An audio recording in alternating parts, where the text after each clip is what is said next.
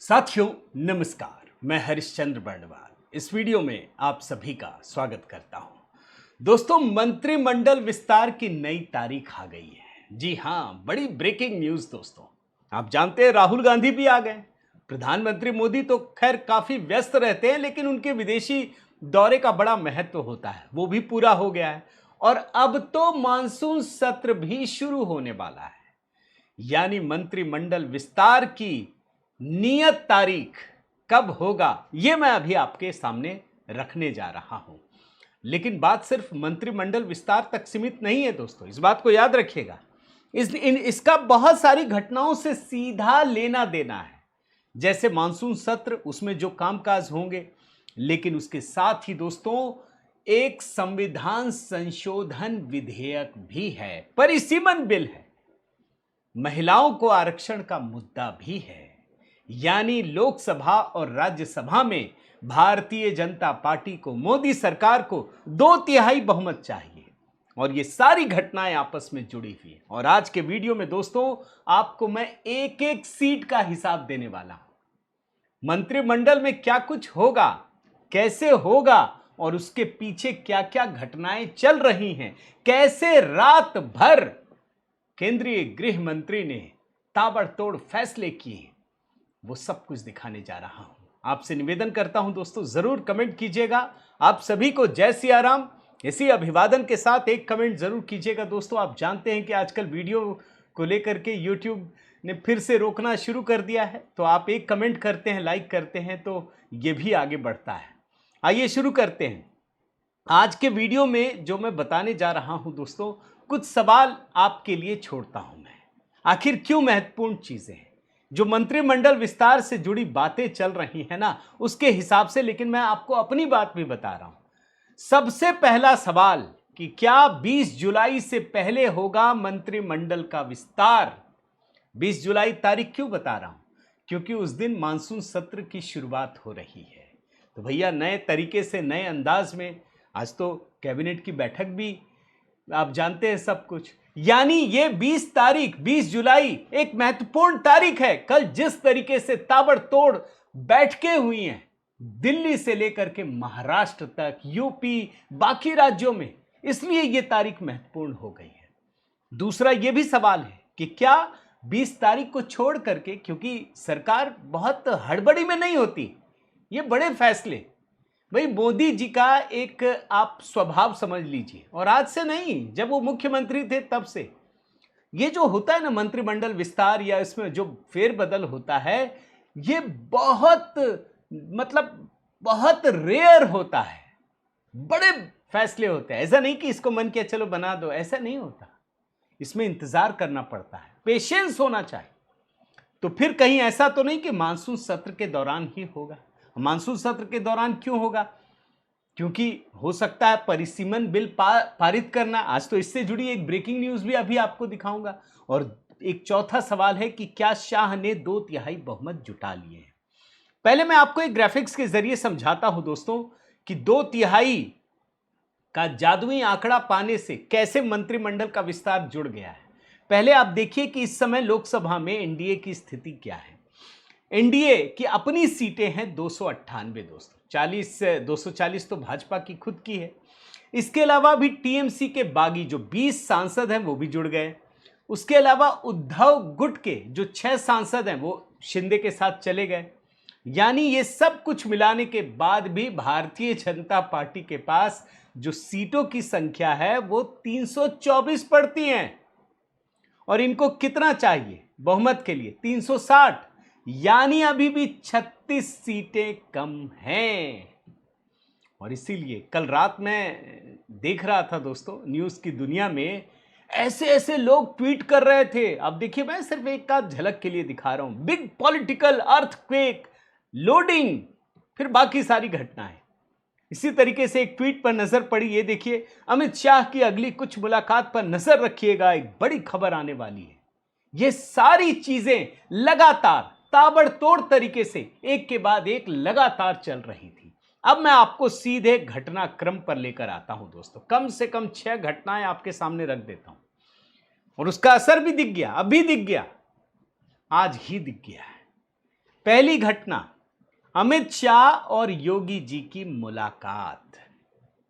कल उत्तर प्रदेश के मुख्यमंत्री योगी आदित्यनाथ दिल्ली पहुंचे, कर्तव्य भवन में पहुंचे, गृह मंत्री अमित शाह से मिलने पहुंचे, 20 मिनट तक मुलाकात हुई। भाई देखिए, उत्तर प्रदेश को आप इग्नोर नहीं कर सकते। भाई मंत्रिमंडल में फेरबदल होगा, अगला जो बड़ा चुनाव है ना, उत्तर प्रदेश है। ये जो भारतीय जनता पार्टी की सीटें 303 से 240 आई ना, इसमें उत्तर प्रदेश का बड़ा योगदान है, आप इग्नोर नहीं कर सकते। और अगला चुनाव सबसे बड़ा वही है। 2029 की भी यात्रा 2027 में यूपी चुनाव से ही शुरू होगी। तो यह मुलाकात बहुत महत्वपूर्ण रही दोस्तों। योगी जी ने इस पर एक ट्वीट किया। नई दिल्ली में केंद्रीय गृह एवं सहकारिता मंत्री, जरा ट्वीट देखिए, श्री अमित शाह जी से शिष्टाचार भेंट की, अमूल्य समय प्रदान करने हेतु आपका हार्दिक आभार। ये योगी जी ने ट्वीट किया है। इसके बाद गृह मंत्रालय से भी जो कार्यालय है उसने भी ट्वीट किया। देखिए क्या लिखा है। उत्तर प्रदेश के मुख्यमंत्री श्री योगी आदित्यनाथ ने आज केंद्रीय गृह एवं सहकारिता मंत्री श्री अमित शाह जी से भेंट की, श्री अमित शाह से भेंट की, यह लिखा है। लेकिन यहां पर दोस्तों एक आध तस्वीरें तो दिखाना बनता है, मजा आएगा आपको। जरा ये तस्वीर देखिए, भाव भंगिमा देखिए, लेकिन उससे भी बड़ी चीज पीछे का बैकग्राउंड देखिए। बहुत सारे लोगों के दिल में आग लगने वाली है। ये मंत्रिमंडल विस्तार से जुड़ी सबसे महत्वपूर्ण और अहम बैठक है। अच्छा, कई लोग जो हैं अमित शाह और योगी जी को लेकर के 36 का आंकड़ा बनाएंगे कि दोनों में मतभेद है, ये है वो है, एक मुख्यमंत्री हट जाएगा। मैं एक खबर तो यही खारिज कर दे रहा हूं। कई सारे लोग ये अफवाह फैलाने में लगे हैं कि अमित शाह जी तो गए, नहीं अमित शाह माफ कीजिएगा, योगी जी को तो हटना पड़ सकता है। अरे भैया कुछ नहीं होगा। यह मंत्रिमंडल विस्तार में जो कुछ होने जा रहा है उसको लेकर के एक बड़ी चर्चा है। आपको एक और फोटो दिखाता हूं, आप देख लीजिए। शाह और योगी मिलकर क्या करने वाले हैं, सिर्फ चेहरे की भाव भंगिमा पढ़ लीजिए। क्या है, दोनों की मुस्कुराहट, दोनों बहुत ही पावरफुल नेता हैं और दोनों की लोकप्रियता में कोई कमी नहीं है। योगी जी की लोकप्रियता में कोई कमी नहीं है भैया। सिर्फ उत्तर प्रदेश नहीं, बंगाल में भी जब जाकर पूछ लेंगे ना कैसा मॉडल चाहिए, तो योगी जी चाहिए। और ये दोनों मिलकर के प्रधानमंत्री मोदी के नेतृत्व में इस देश की विकास यात्रा को आगे बढ़ा रहे हैं। अब देखिए, इस मुलाकात के बारे में थोड़ी सी जानकारी आपको देता हूं कि भाई उत्तर प्रदेश में किन नए चेहरों को मौका मिल सकता है, किन लोगों को हटाया जाएगा, इसकी चर्चा हुई है। योगी जी ने उत्तर प्रदेश में तमाम, अब देखिए अभी क्या हो रहा है, अखिलेश यादव पीडीए लगातार आगे बढ़ा रहे हैं, राम मंदिर का मुद्दा। अब इसकी काट भी तो चाहिए ना आपको। भाई समाजवादी पार्टी के पिछड़ा दलित अल्पसंख्यक समीकरण की काट कैसे करनी है, यह तय हो गई कल, और इसका सीधा लेना देना मंत्रिमंडल विस्तार से भी है दोस्तों, पार्टी के संगठन से भी है। तो यह पहली घटना है जिसके जो परिणाम है वो आपको आने वाले दिनों में दिखेंगे। अब मैं आपको दूसरी और तीसरी घटना बताऊं महाराष्ट्र से जुड़ी। उससे पहले की एक ब्रेकिंग न्यूज दिखा देता हूं। ये जो रात भर चीजें चली है ना, उसका असर कितना गहरा पड़ता है ये आप देखिए। भाई सुप्रिया सुले ने, शरद पवार की बेटी ने प्रेस कॉन्फ्रेंस की, और ये मैं आपको बताऊं दोस्तों, ये बिग ब्रेकिंग न्यूज है। ये सुप्रिया सुले ने यह ऐलान कर दिया है कि संसद के मानसून सत्र में जो संविधान संशोधन बिल आएगा उसका समर्थन करेगी शरद पवार की पार्टी के सांसद। नेशनलिस्ट कांग्रेस पार्टी, शरद चंद्र पवार की पार्टी। इन्होंने साफ साफ कहा है, भाई ये तो अमित शाह भी कह रहे थे ना कि जो भी सीटों की संख्या है, चाहे लोकसभा हो या विधानसभा हो, 50% बढ़ोतरी का प्रस्ताव होगा, यह शर्त होगी। यह तो अमित शाह उस समय भी कह रहे थे। और सुप्रिया सुले ने यह जानकारी दी दोस्तों कि जब सर्वदलीय बैठक हुई थी केंद्रीय गृह मंत्री अमित शाह की मौजूदगी में, तो इस चर्चा में शिवसेना, उद्धव बाला साहेब ठाकरे, कांग्रेस, डीएमके ने भी सकारात्मक रुख अपनाया था। यानी एक काम तो हो गया, इंडी गठबंधन का, राहुल गांधी का एक विकेट तो गिर गया, बड़ा विकेट है ये इंडी गठबंधन का। उधर टीएमसी, इधर ये 2 विकेट गए, गिर गए। आप समय उद्धव ठाकरे का भी विकेट गिर गया, वो तो मैंने शुरू में ही जोड़ दिया। अब दूसरी तीसरी घटना क्या हुई दोस्तों, उस बात को आप समझिए। शरद पवार की पार्टी के नेता जयंत पाटिल अचानक देवेंद्र फडणवीस के आवास वर्षा पहुंच गए। दोनों ने बंद कमरे में बैठक की। ये जो जयंत पाटिल है दोस्तों, ये दरअसल शरद पवार के दूत हैं। आप समझिए, इनकी लंबी चौड़ी मुलाकात हुई है। अच्छा, इनके जाने से पहले प्रफुल्ल पटेल और सुनील तटकरे ये भी वर्षा बंगले पहुंचे और दोनों के साथ मुलाकात हुई। मैं जब ये पढ़ता हूं ना दोस्तों, तो मुझे याद आता उद्धव ठाकरे ने भाई मातोश्री में कैसे देवेंद्र फडणवीस को बाहर बिठा दिया था, मुख्यमंत्री थे। यह उद्धव ठाकरे के जीवन की सबसे बड़ी भूल थी, ये सबसे बड़ी भूल। प्रधानमंत्री मोदी के ने जिसको मुख्यमंत्री बनाया, अमित शाह जिसको लेकर पहुंचे, उसको आपने अपने घर के बाहर बिठा दिया। यह उनके जीवन की सबसे बड़ी भूल है।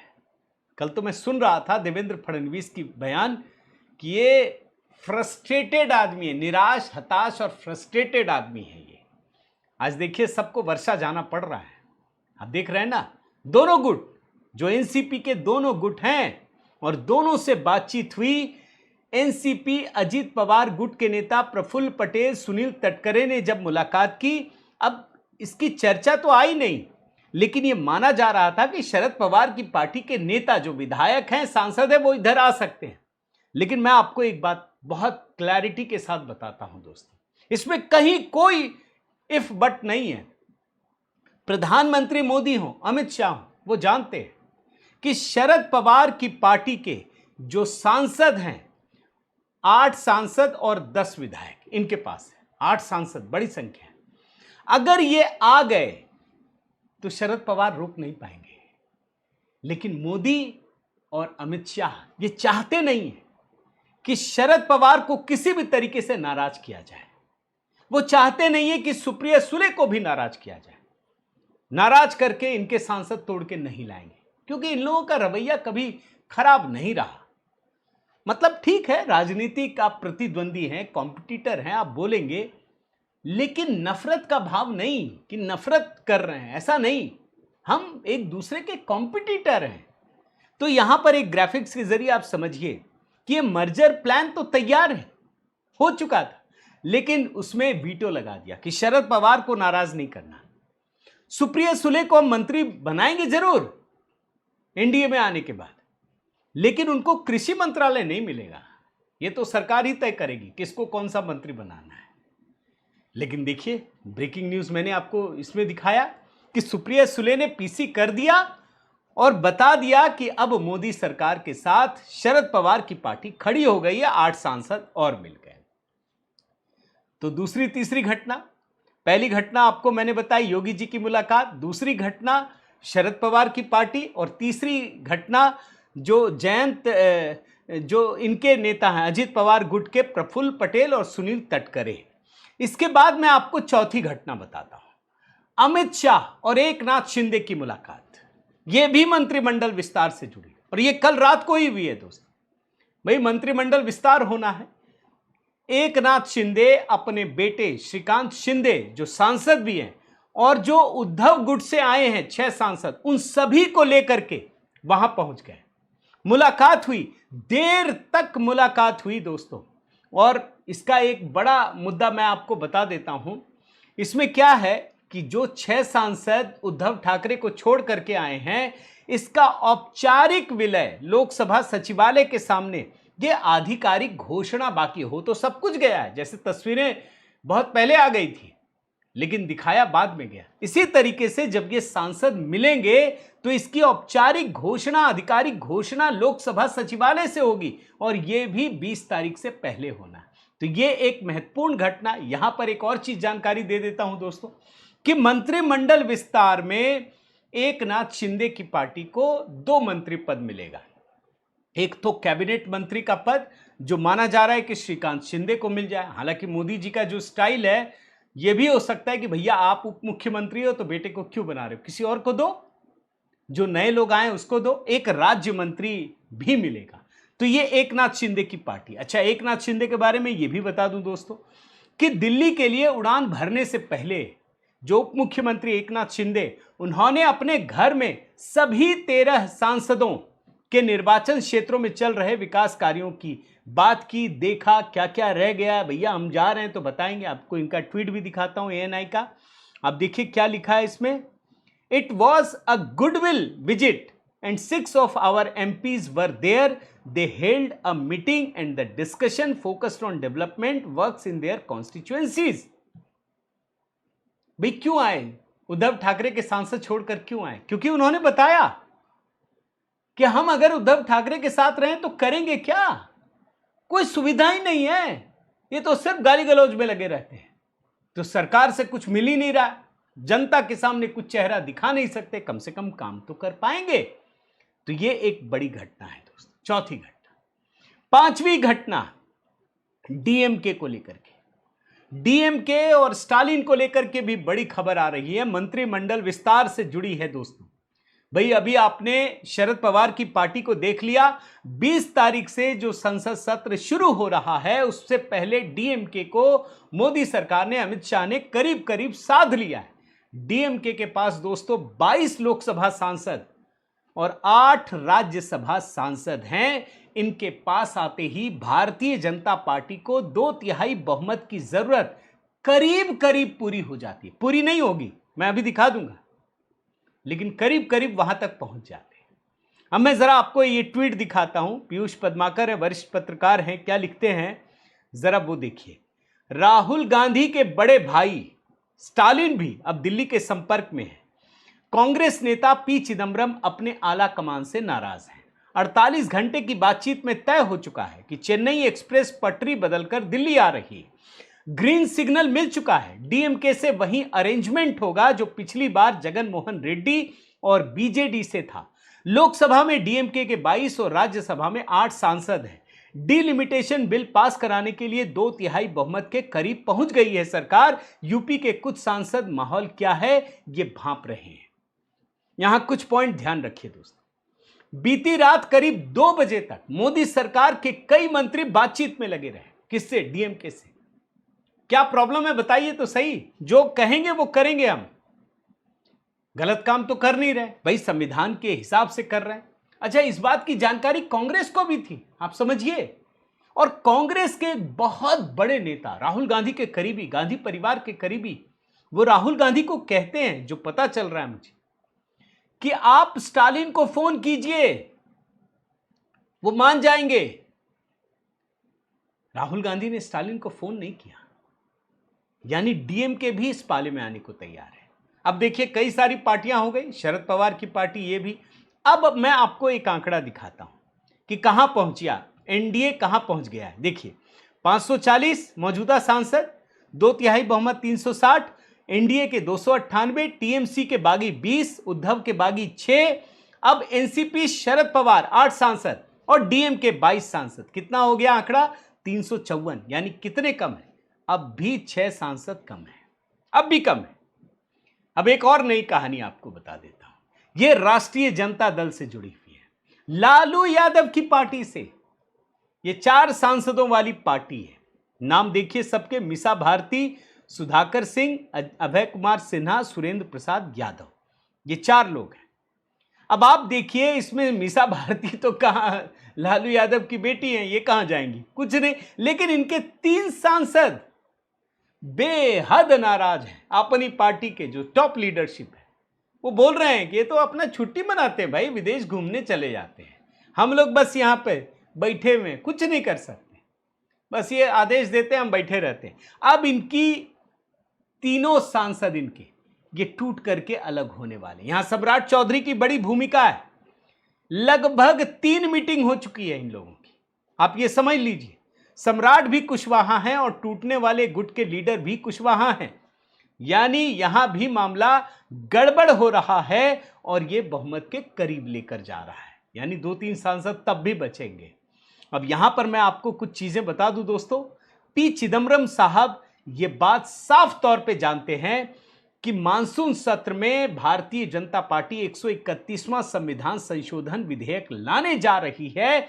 ये कहते हैं कि एनसीपी शरद पवार और द्रमुक का समर्थन हासिल करने की कोशिश कर रही है, और मैं आपको बता रहा हूं कि दोनों का समर्थन हासिल हो चुका है। यानी पी चिदम्बरम इस बात को पूरी तरह से समझ चुके हैं कि मामला कहां पहुंच रहा है। यानी अगर देखिए, अच्छा इसमें एक और लिखा है दूसरा, एनसीपी एसपी और डीएमके एसपी भी लिखा हुआ है, समाजवादी पार्टी, लेकिन उसकी जरूरत नहीं पड़ेगी। ये जो हो रहा है ना, 2-4 तो वैसे भी इस्तीफा दे देंगे तो गए काम से। तो ये लोकसभा की कहानी है दोस्तों। मैं राज्यसभा की आखिर में बता देता हूं कि अभी 3 सीटों पर चुनाव है बंगाल में, वो तीनों भारतीय जनता पार्टी के पास आ रही है, और 117 सीटें खुद भारतीय जनता पार्टी की हो जाएंगी, और राज्यसभा में बहुमत के लिए 123 चाहिए। यानी पहली बार इतिहास में भाजपा बहुमत पाएगी अगले कुछ महीनों में, और एनडीए बहुमत में पहुंच चुकी है दोस्तों। तो ये कहानी है।